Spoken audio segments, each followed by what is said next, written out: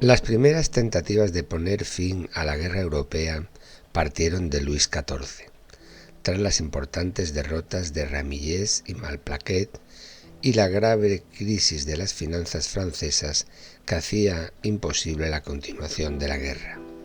En los llamados preliminares de La Haya de 1709, las potencias aliadas quisieron imponerle la desposesión total de su nieto Felipe V del trono español en favor del archiduque Carlos.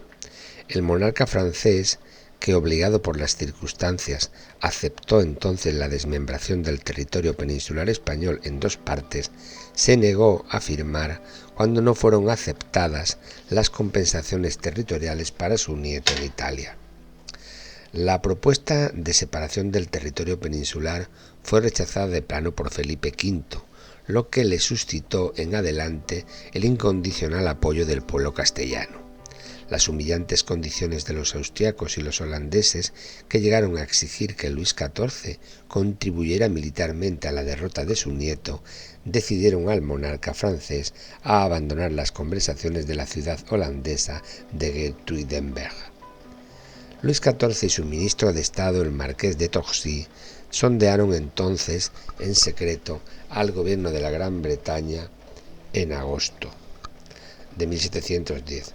Su agente en Londres, François Gautier, se puso en contacto con el jefe del partido de los Tory, Robert Harley.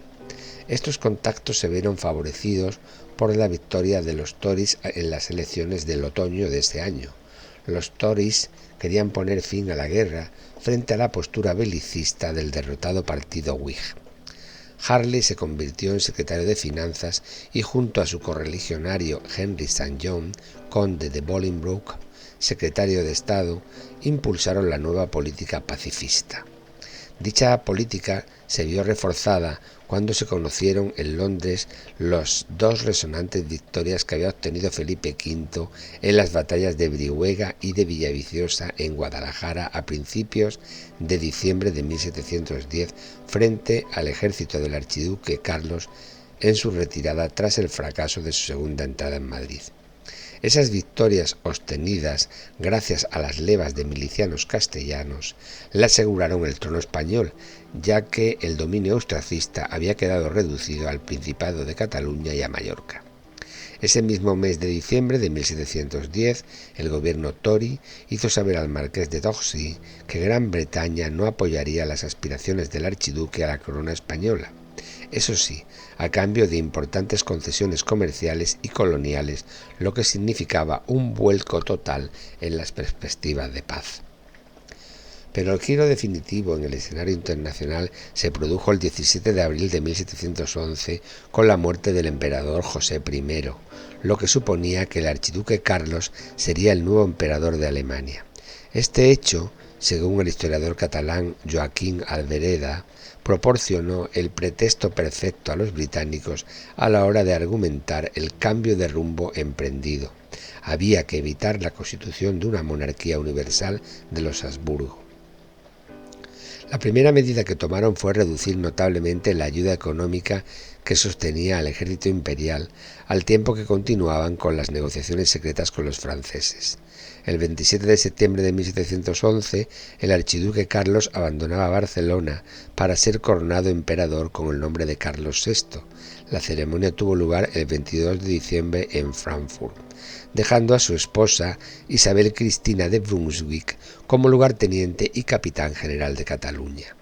El 22 de abril de 1711, solo 4 días después de la muerte del emperador José I, el rey Luis XIV enviaba a Londres a su agente Gautier con un documento en el que aceptaba las dos principales exigencias británicas: dejar de apoyar a Jacobo III Estuardo en sus aspiraciones a suceder a la reina Ana de Inglaterra y reconocer la línea protestante de la sucesión en la persona de Jorge de Hannover, y dar garantías de que nunca se unificarían las monarquías de Francia y de España, una posibilidad que aparecía en el horizonte al haber muerto ese mismo mes el gran Delfín, con lo que Felipe V pasaba a ser el segundo en la línea sucesoria tras su hermano mayor Luis, duque de Borgoña. Pocos días después volvía Gautier con el acuerdo de los británicos. El resultado de la negociación se tradujo en 3 documentos que prefiguran los acuerdos posteriores de Utrecht y concretaban los beneficios obtenidos por el Reino Unido. Los neerlandeses no fueron informados de todo ello hasta el mes de octubre de 1711 y lo consideraron una traición.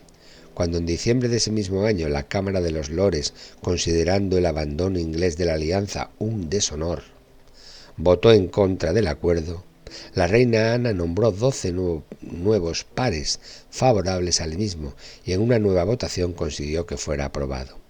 A continuación, sin mayores explicaciones, cesó a Marlborough, que era un firme partidario de continuar la guerra, como capitán general, siendo sustituido por el duque de Ormond, que en mayo de 1712 recibió órdenes secretas del gobierno de evitar batallas o sitios. La caída de John Churchill, duque de Marlborough, ha sido literariamente recreada por su célebre descendiente Winston Churchill en su famosa biografía Panegírico. Describe las intrigas de alcoba con la reina Ana, propiciadas por el ambicioso jefe del partido Tory, Robert Harley, quien logró introducir como nueva favorita real a Abigail Masham, cuya intimidad con la reina, ya desde 1708, procuró la desgracia de su anterior favorita, Sarah Churchill, y con ello la de su esposo. Lo cierto es que al partido Tory, encabezado por Harley, con el apoyo de los negociantes de la Citia y de la Iglesia anglicana, tramaron, según Winston, todo tipo de conjuras para derribar a los Whigs y acusar a Marlborough y a los partidarios de continuar la guerra con el objetivo de alcanzar una paz favorable que les permitiera la reanudación de sus prósperos negocios. Así, la victoria de Malplaquet, que costó tantas víctimas a los aliados como a los franceses, había sido considerada en Londres como una carnicería innecesaria y supuso un importante descrédito para Marlborough y los Whigs. Y las elecciones de 1710 dieron el poder al partido Tory. Las derrotas de los ingleses mandados por Stanhope en Brihuega y en Villaviciosa, que obligaron al mariscal austriaco Starhemberg a retirarse hacia Barcelona, acabaron de convencer al nuevo gobierno inglés de la necesidad de retirarse de la coalición. Marlborough, pese a sus triunfos, fue acusado de apropiación de fondos del ejército, condenado por los comunes y finalmente destituido por la reina, siendo desterrado a Austria.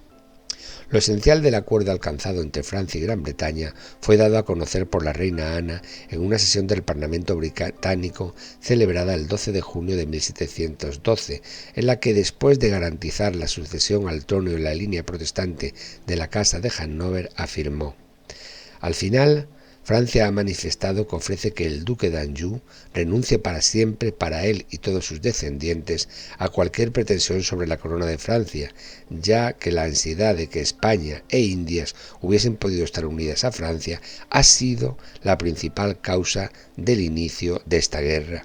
Y la prevención efectiva de esta unión ha sido el objetivo que he tenido desde el principio del presente tratado. Francia y España estarán ahora más divididas que nunca, y de esta manera, gracias a Dios, se restablecerá el equilibrio de las potencias en Europa». Luis XIV, un anciano de 67 años, contaba entonces como herederos tan solo con 2 bisnietos de corta edad. Hubiera preferido que Felipe de Anjou renunciara a la corona de España y se convirtiera en el delfín de Francia.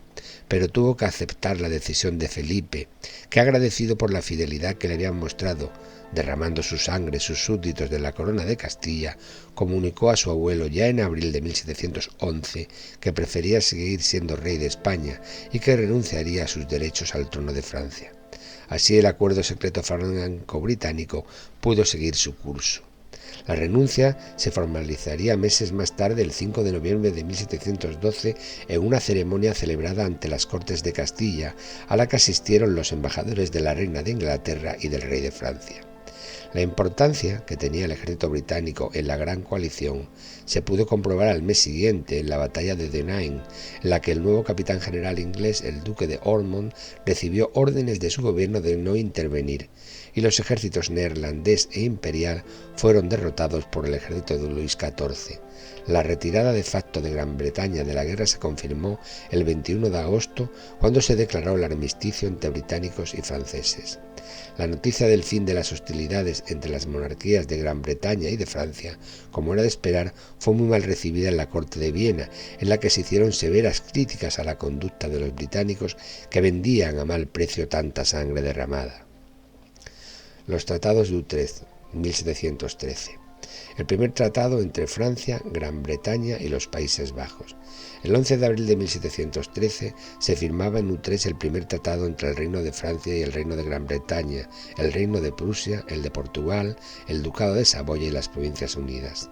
En el mismo, los representantes de Luis XIV, a cambio del reconocimiento de Felipe V como rey de España, tuvieron que ceder a Gran Bretaña extensos territorios de la futura Canadá, Saint Kitts, Nueva Escocia, Terranova y los territorios de la bahía del Hudson, además de reconocer la sucesión protestante en el Reino Unido, comprometiéndose a dejar de apoyar a los jacobitas y prometiendo el desmantelamiento de la fortaleza de Dunkerque. En cuanto a los Países Bajos, Luis XIV cedió la barrière de plazas fuertes fronterizas en los Países Bajos españoles que aseguraban su defensa frente a un eventual ataque francés. Fournes, Fornoch, Ypres, Menin, Tournois, Mons, Charleroi, Namur y Gante, aunque en menor número que el acordado en los preliminares de La Haya de 1709.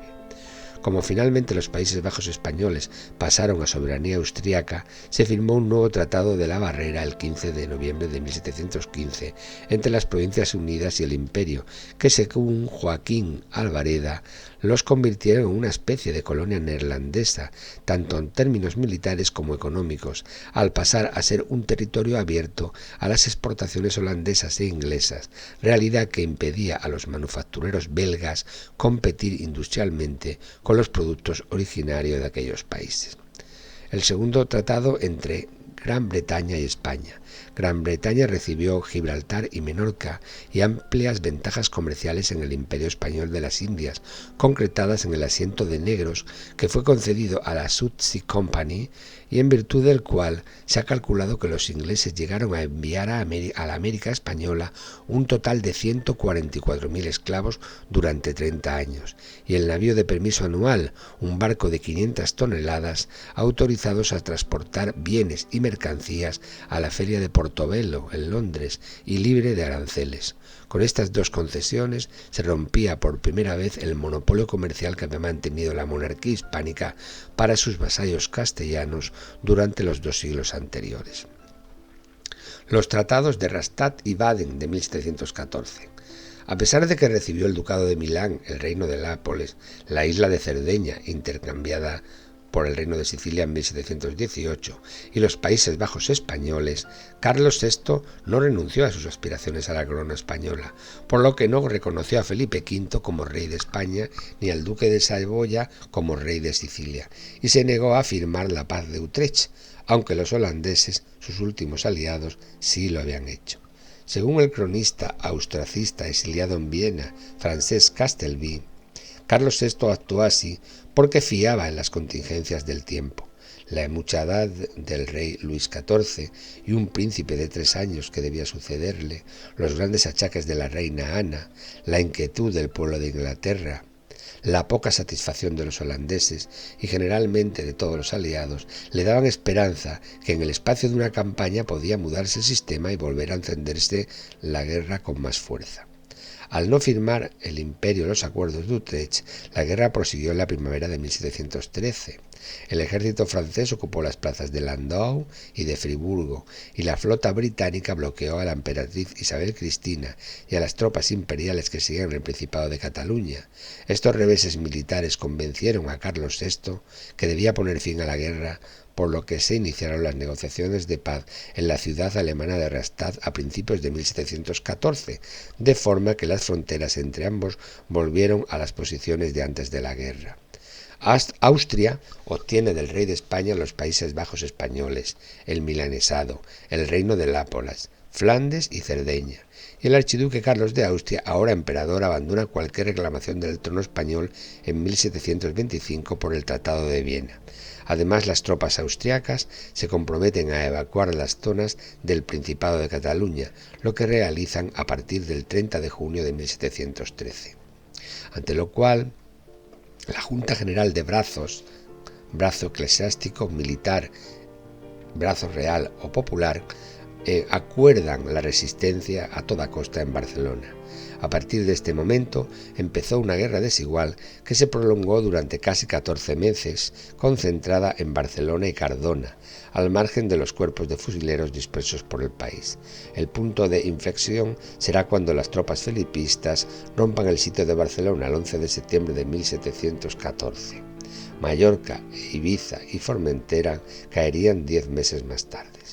En consecuencia, se produce un nuevo equilibrio de poder en Europa.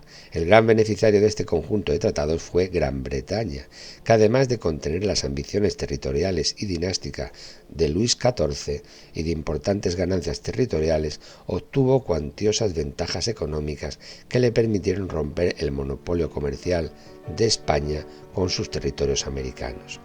Francia sufrió graves dificultades económicas causadas por los grandes costes de la contienda y vio frenada su expansión territorial. Y se quiso asegurar el equilibrio de poder en Europa con el engrandecimiento de Brandenburgo, que además de su transformación en reino con el nombre de Prusia, recibe Gueldres del norte y la barrera de Neuchâtel, cedida por Francia, y la aparición como reino de Saboya, que había sido ocupada por Francia y al que se le une Niza y parte del Delfinado. El duque, con la posesión de Sicilia, recibe el título de rey, que con diversas denominaciones tendrían adelante la Casa de Saboya. Primero reyes de Sicilia, luego tras el intercambio con España, reyes de Cerdeña y finalmente reyes de Italia. En el mar, Gran Bretaña empieza a señorear la navegación en el Índico, en el Atlántico y le disputa a España y Francia el dominio en el Mediterráneo occidental con la posesión de Menorca y Gibraltar. En definitiva, la paz de Utrecht hizo posible que el Reino Unido asumiera el papel de árbitro europeo, manteniendo un equilibrio territorial basado en un equilibrio de poderes en Europa y en su hegemonía marítima.